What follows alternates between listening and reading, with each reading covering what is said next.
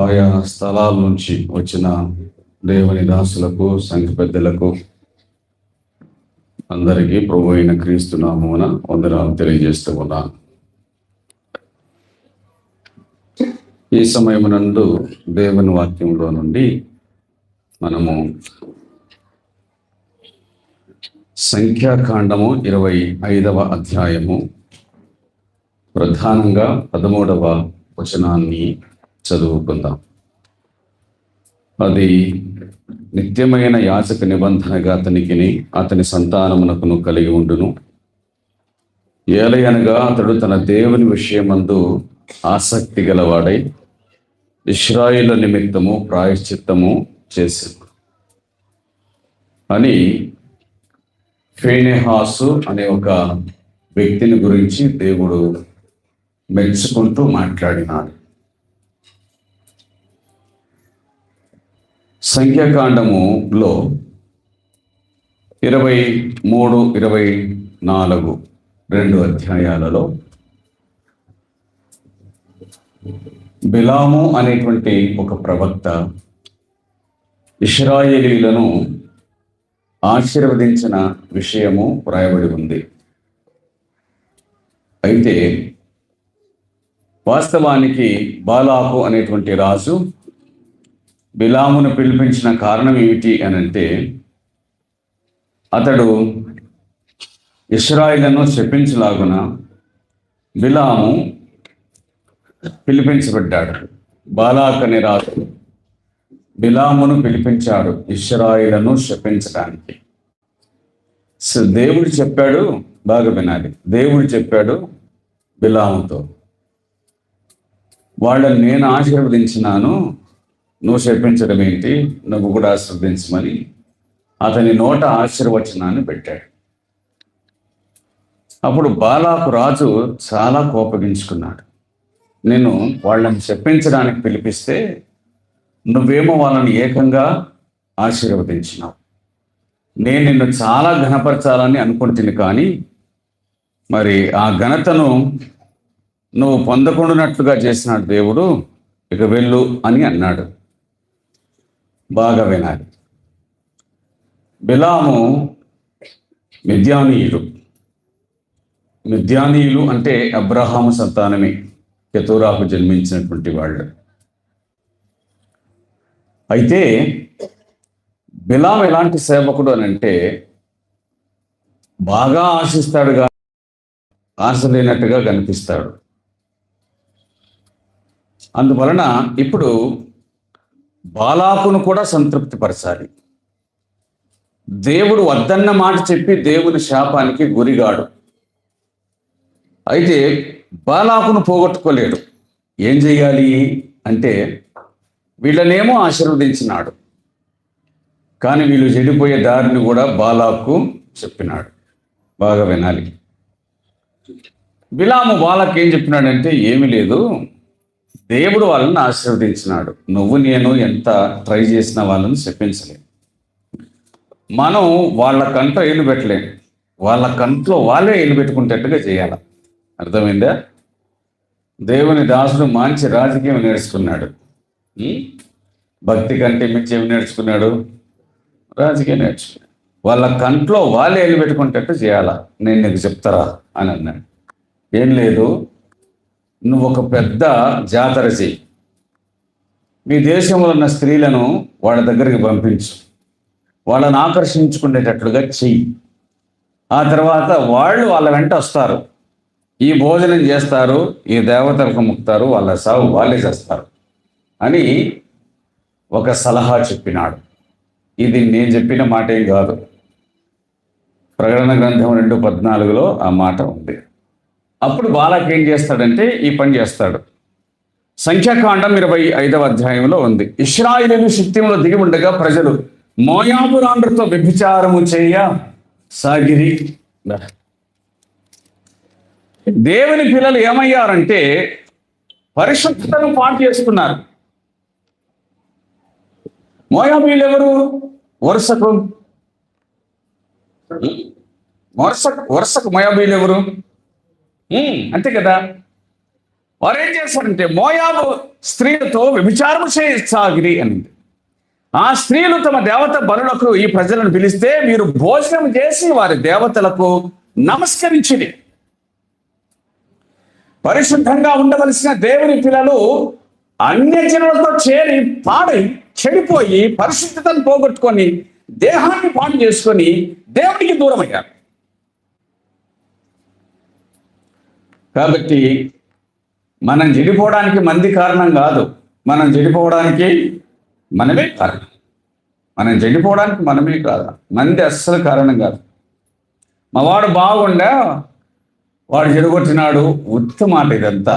మీ వానికి చెడిపోవాలన్నది అని ఉన్నది కాబట్టి వాడు చెడగొట్టినాడు.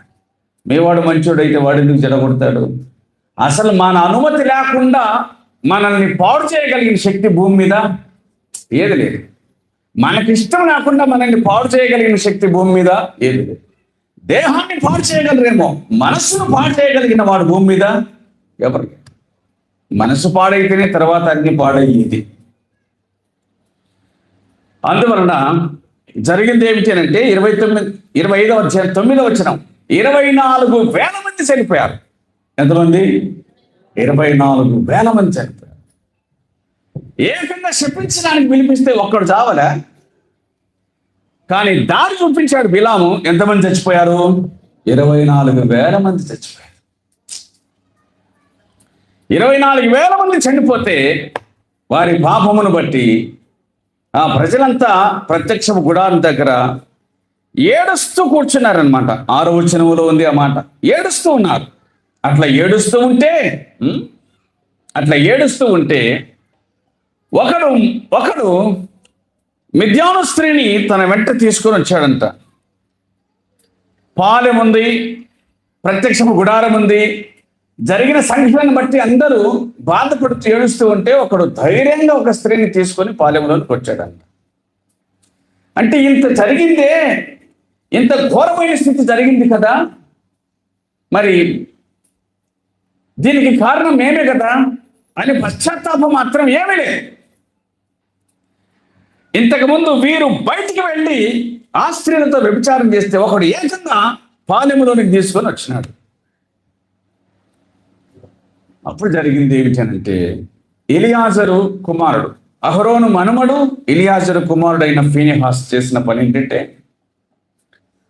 ఆ ఇద్దరి వెంట వెళ్ళి ఎక్కడున్నారో వారు అక్కడికి వెళ్ళి వారి ఇద్దరి కడుపులో ఈటెను పుచ్చుకొని పోయేటట్లుగా పొడిచి చంపేసినాడు. వాక్యం ఏం చెప్తుందంటే, అప్పుడు తెగులు నిలిచిపోయినని 8వ వచనంలో రాయబడి ఉంది. తెగులు నిలిచిపోయిన. ఇంతకు ఈ ఇద్దరు ఎవరు అని అంటే, ఇతడు షిమ్యోనీయులలో ఒక ప్రధాని కుమారుడు అనమాట. షిమ్యోను గోత్రీకుడు. ఆ గోత్రంలో కూడా ఒక పెద్ద కుమారుడు. అవతల అమ్మాయి ఎవరు అని అంటే, మిద్యానీయులలో ఆమె కూడా ఒక గోత్రములోని ఒక పెద్ద కుమార్తె.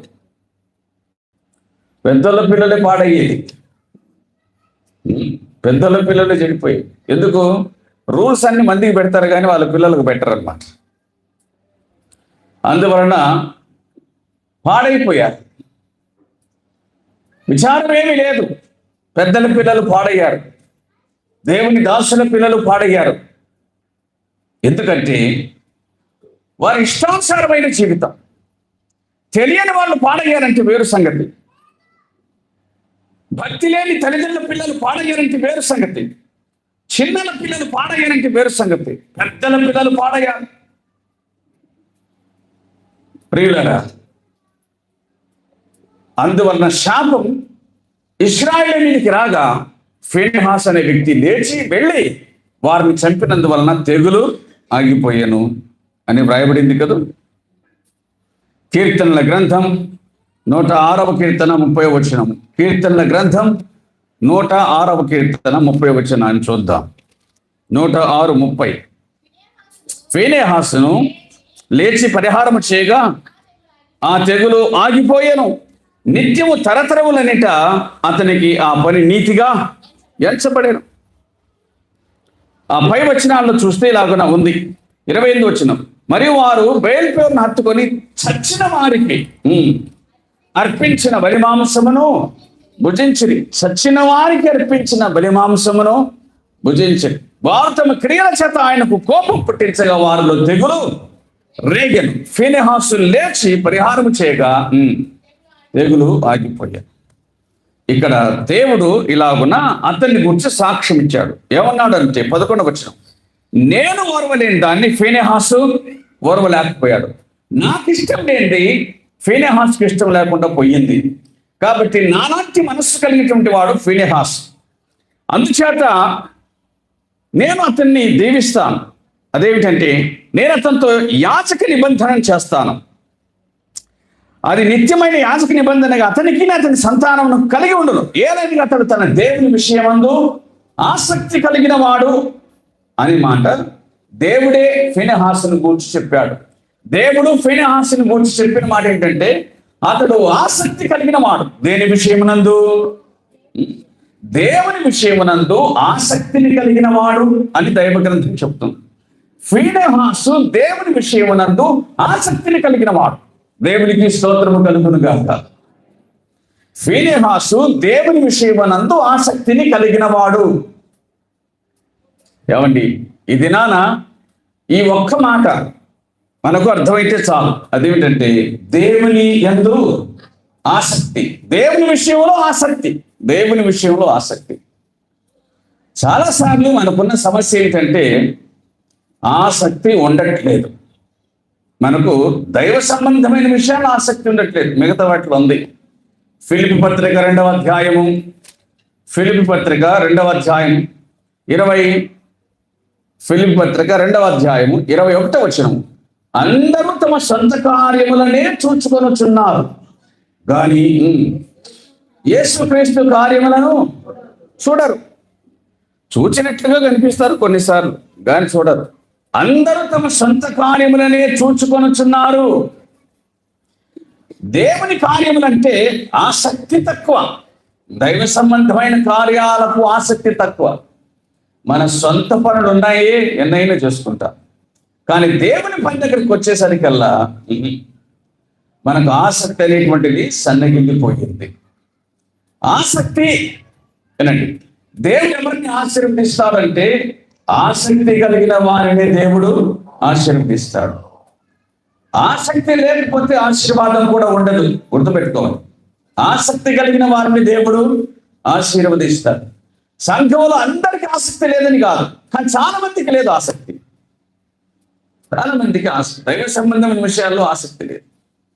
కానీ ఆశీర్వాదాన్ని పొందాలంటే మాత్రం దైవ సంబంధమైన విషయాల్లో ఆసక్తిని కలిగి ఉండాల్సిందే. ఆసక్తి లేకపోతే ఆశీర్వాదము లేదు అనే సంగతిని జ్ఞాపకం చేసుకున్నాం. ఆ మాటను గుర్తుపెట్టి, నీలో తినదే కనుక అయితే అది ఆరిపోకూడదు. ఆసక్తి నీకు, అది ఆరిపోకూడదు. ఇప్పుడు వినండి, ఇప్పుడు తిండి విషయంలో ఎవరు మనల్ని ఆసక్తితో రేపుతారు? మనల్ని ఎవరు ఆసక్తి పుట్టిస్తారు? మనకే. మన తిండి మనం తింటాం, మన బట్ట మనం కడతాం. మన సంబంధమైన విషయాలన్నింటిలో కూడా మనకే ఆసక్తి. మన భక్తి విషయంలో కూడా మనకే ఆసక్తి ఉండాలి. మన భక్తి విషయంలో కూడా మనకి ఆసక్తి ఉండాలి. శరీర సంబంధమైన విషయాల్లో మనకి ఎట్లా ఆసక్తి ఉందో మన భక్తి విషయంలో కూడా మనకు అట్లాగే ఆసక్తి ఉండి తీరాలి. చాలాసార్లు మన విషయంలో ఆసక్తి కలిగి ఉండి ఇతరుల విషయాల్లో, అంటే దైవ సంబంధమైన భక్తి విషయాల్లో మాత్రం మనము నేరం మోపుతాం. నన్ను ఎవరు ఎంకరేజ్ చేయట్లేదు, నన్ను ఎవరు పట్టించుకోవట్లేదు అని. ఇప్పుడు చాలా మందికి మామూలు పొయ్యిలు ఉండే, గ్యాస్ పొయ్యిలు ఉండయా? గ్యాస్ పొయ్యిలు ఉన్నాయి. 95వ సంవత్సరంలో అప్పుడు ప్రభుత్వం గ్యాస్ పొయ్యిలను మంజూరు చేసింది. బాగా వినండి, మామూలు పొయ్యికి గ్యాస్ పొయ్యికి ఉన్నటువంటి తేడా ఏంటి అంటే, మామూలు పొయ్యి అంటే దగ్గర కూర్చొని ఎగేసి ఉండాలన్నమాట. ఆరిపోయినప్పుడల్లా దాన్ని ఎగేస్తుంటే అప్పుడు మండుతుంటుంది. గ్యాస్ పొయ్యి ఏంటి, ఒకసారి అంటిస్తే చాలు, అయిపోయేంత వరకు నువ్వు ఆఫ్ చేస్తే తప్ప అది మాత్రం ఆగిపోతుంది. కాబట్టి మనము గ్యాస్ పొయ్యి లెక్క ఉండాలి. ఆసక్తి అంటే మనకి పుట్టాలి ఆసక్తి. దేవుడంటే మనకి ఇష్టమైతే, ఇంకొక మాట చెప్తా, దేవుడంటే మనకు వ్యసనమైతే వ్యసనం అంటే ఏంటి? అదే ధ్యాస. దేవుడంటే మనకు వ్యసనం అయితే అప్పుడు ఆసక్తి పుడుతుంది. ఒక తాగుబోతు మనిషిని చూడండి. కొత్త ఊరికి వచ్చిన తర్వాత కూడా సాయంకాలం అయ్యేసరికల్లా ఆ మనిషి ఎట్ట ఎంక్వైరీ చేసుకుంటాడేమో మనకు తెలియదు, కానీ ఖచ్చితంగా తాగుతాడు. అర్థమైందా? అతని వ్యసనం ఏం చేస్తుంది? ఖచ్చితంగా అతన్ని ప్రేరేపించి సాయంత్రానికల్లా మందు పడేటట్లుగా చూస్తారు. అంతే కదా? వ్యసనం కలిగిన వాడు ఆసక్తి కలిగి ఉంటాడు. దేవుడే కనుక మనకు వ్యసనం అయితే తప్పనిసరిగా మనం కూడా ఆసక్తిని కలిగి ఉంటాం. అందుకే ఈ ఆసక్తి చాలా అవసరం. ఇందాక ఒక మాట చెప్పుకున్నాం, నన్ను ఎవరు ఎంకరేజ్ చేయరు, ప్రోత్సహించరు అని. నేను ఒక మాట చూపిస్తాను, అది చాలా ఆశ్చర్యంగా అనిపించింది నాకు. యెషయా గ్రంథము 42వ అధ్యాయము, యెషయా గ్రంథము 42వ అధ్యాయము 13 వచనాన్ని చూడండి. యెషయా గ్రంథం 42:13. యెహోవా సూర్యుని వలె బయలుదేరును, యోధుని వలె ఆయన తన ఆసక్తి రేపుకొను. దేవుడు తనకై తనే ఆసక్తి రేపుకుంటాడంట. దేవుడు తన ఆసక్తిని రేపుకొను అనింది. అంటే దేవునికి ఎవరు ఆసక్తిని రేపాల్సిన అక్కర్లేదు, దేవుడు తనకై తానే ఆసక్తిని రేపుకుంటాడు అనింది. వింటున్నారు కాదు? దేవుడే తనకై తానే ఆసక్తిని రేపుకుంటే మన సంగతి ఏంటిగా? అయినా ఆ పై మాట చదవాలి. 13వ వచనం. యెహోవా సూర్యుని వలె, సామెతల గ్రంథం 24వ అధ్యాయము, సామెతల గ్రంథం 24:30. సోమరివాని చేను నేను దాటి రాగా, సామెతలు 24:30. సోమరోడికి కూడా చేను ఉందంటారు. సోమరోడికి కూడా చేను ఉందంట. చేను ఎందుకు సోమరోడికి? ఎవరికైనా గుత్తకిచ్చితే బాగుండు కదా. సోమరుడికి చేను ఉందంట. ఆ సోమరు వాని చేను నేను దాటి రాగా, తర్వాతి మాట, తెలివిలేని వాని ద్రాక్ష తోట నేను దాటి రాగా, దాని అంతటా ముండ్ల తుప్పలు బలిసి ఉండేను, దూలగొండ్లు దాని కప్పి ఉండేను. అంటే సోమరి వాని చేనులో ముండ్ల తుప్పలు ఉన్నాయి. ఆసక్తి లేదు. ఏ వ్యక్తి యొక్క భక్తి జీవితంలో ఆసక్తి లేదో ఆ వ్యక్తి జీవితంలో ముళ్ళ తుప్పలే ఉంటాయి ఖచ్చితంగా. నీ జీవితాన్ని దేవుడైనా వాడుకోవాలి, సైతానాన్ని వాడుకోవాలి. దేవుడు వాడుకోవడం మానేస్తే అంతే. కనుక ఆసక్తి అనేటువంటిది ఎవరికి వారే రేపుకొనవలసినది అని దేవుని వాక్యం చెప్తుంది. ఇప్పుడంటే ఈ రోజు అంటే మనమే ఆసక్తి కలిగి వస్తాం, ఎవరు చెప్పాల్సిన పనులే. మిగతా రోజుల్లో ఎట్లుంటుంది? ఈ రోజు ఉన్నట్లే మిగతా రోజుల్లో ఉండాలి. ఈ రోజు ఉన్న ఉత్సాహమే మిగతా రోజుల్లో ఉండాలి. స్థానిక సంఘానికి ఏదో మేమంతా వచ్చినాం కాబట్టి ఇది నిండిపోయింది, అవునా? కానీ స్థానిక సంఘానికి మీరే ఆసక్తి కలిగి ఈ మందిరాన్ని నింపుకోవాలి. వస్తు ఒకరినొకరు మరొకరు ప్రోత్సహించుకొని రావలసిన అవసరం ఉంది. ప్రియులరా, ఆసక్తి కలిగిన వాడిని దేవుడు చూసి, అతని ఆసక్తిని చూసి అతనిని ఆశీర్వదించి నిత్య నిబంధన చేస్తాడు. ఇక మీదట నువ్వే నాకు యాజకునిగా ఉంటావు, నీ సంతానం నాకు యాజకునిగా ఉంటారు, నిరంతర యాజకులుగా ఉంటారని చెప్పి దేవుడు ఆశీర్వదించాడు. మంచి. ఇప్పటి సంఘంలో మనం ఏం ఆసక్తి కలిగి ఉండాలి అని అనగా, దేవుడి వాక్యం ఆ మాటలు చెప్తుంది. ఒక విషయం చెప్పుకున్నాం, ఆసక్తిని కలిగి ఉండాలి అని. ఆసక్తి మనకై మనమే రేపుకోవాలి, మనకై మనమే ప్రోత్సహించుకోవాలి. ఆసక్తి కలిగినటువంటి మనం ఏం చేయాలి? క్రొత్త నిబంధనలో, సంఘ చరిత్రలో మనం ఏ విషయంలో ఆసక్తి కలిగి ఉండాలి అని దేవుని వాక్యం మనకు గుర్తు చేస్తుంది. ఆ మాటను చదువుదాం. అపోస్తల కార్యముల గ్రంథం 12వ అధ్యాయం 5వ వచనంలో, పేతురు చెరసాల్లో ఉంచబడెను, సంఘమైతే అతని కొరకు అత్యాసక్తితో ప్రార్థన చేయుచుండెను. పేతురు చెరసాల్లో వేయబడెను.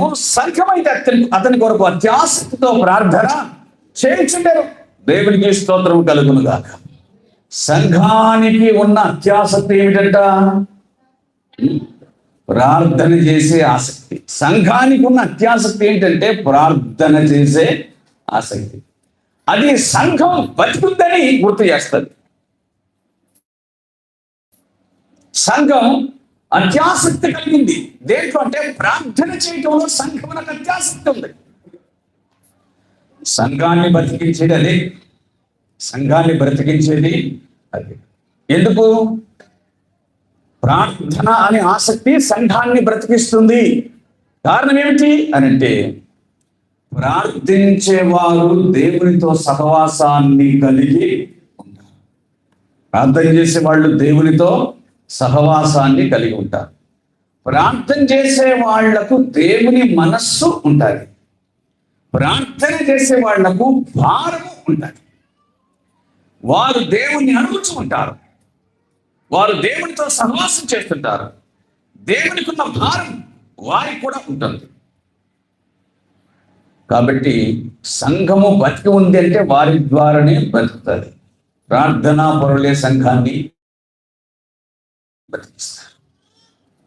ఏ సంఘంలో ప్రార్థనా పరులు ఉండరో ఆ సంఘము ఊరక బతికినట్టుగా కనపడుతుంది, కానీ అది మాత్రం ఎప్పుడో చచ్చిపోయింది. మనము బ్రతకాలి అని అంటే తప్పనిసరిగా ప్రార్థన విషయంలో మాత్రం ఆసక్తిని చూపించాలి. ఇప్పుడు సంఘానికి ఏం కొరతగా ఉంది?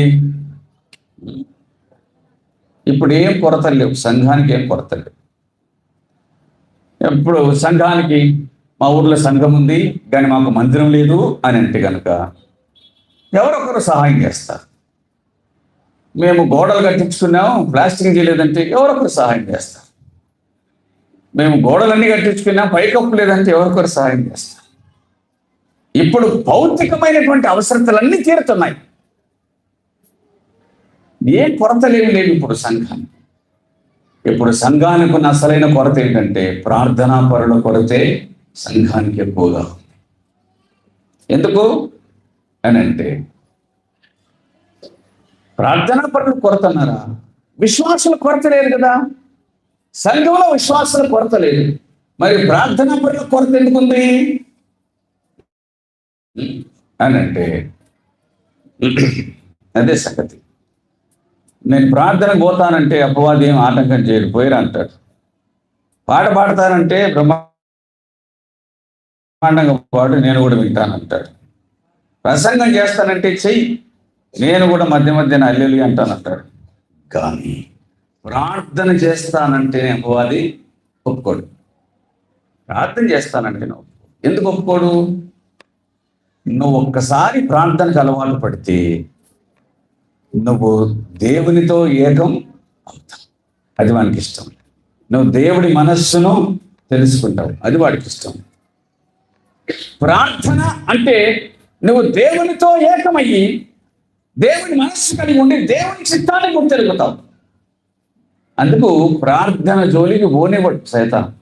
జనరల్గా చాలా మందిని ప్రార్థన జోలికి పోనివ్వడు. హృదయపూర్వకంగా కనుక ఆలోచన చేస్తే పొద్దున్న లేసి ఎంతమంది ప్రార్థన చేయలేదు ఏమో. ఈరోజు మనం బలవంతులు కావడం అపవాదికి ఇష్టం లేదు. కాబట్టి అన్నిట్లో ఉన్నటువంటి ఆసక్తి దేంట్లో లేకుండా చేస్తాడు? ప్రార్థన లేకుండా చేస్తాడు. మనం అన్నిట్లో ఆసక్తి ఉండి అలసిపోయి ప్రార్థన చేయడానికి ఒకవేళ ట్రై చేసినాం అనుకో, మనకు వచ్చేది ప్రార్థన కాదు. ఏంటి?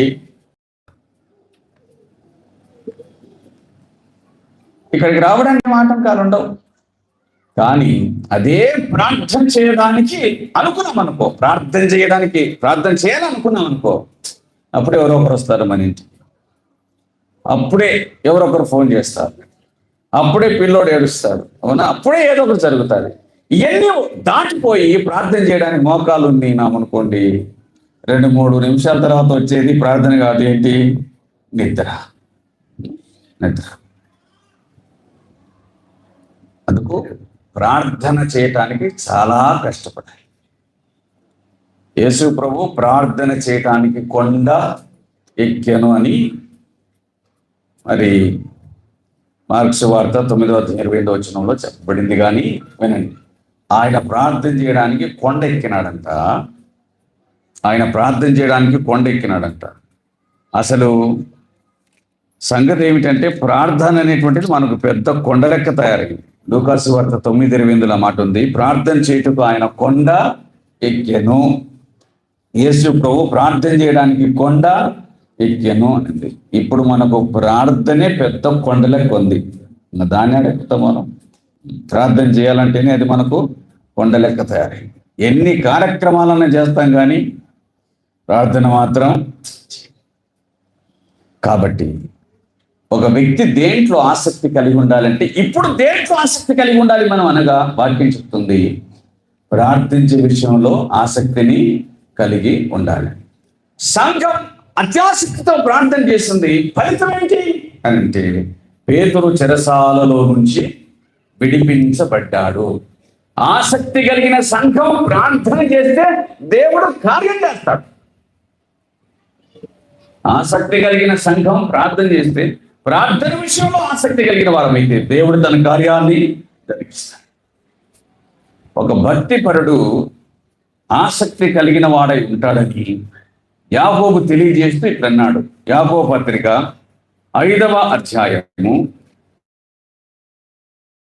యాకోబు పత్రిక 5వ అధ్యాయం చూడండి, 16వ వచనంలో పడిన మాట. 17, ఏలియా మనవంటి స్వభావము గల మనుషుడే, వర్షింపకుండానట్లు అతడు ఆసక్తితో ప్రార్థన చెయ్యగా, వర్షింపకుండానట్లు అతడు ఆసక్తితో ప్రార్థన చేయగా, వర్షింపకుండానట్లుగా ప్రార్థన చేస్తున్నాడు.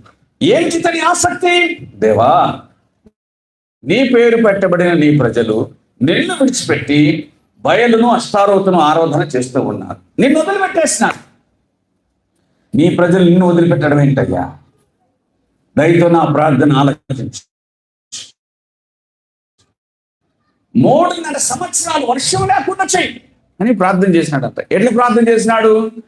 ఒక రాయి వేసి చూద్దామని చేయలే, ఆసక్తితో ప్రార్థన చేసి, ఆసక్తితో ప్రార్థన చేశాడు.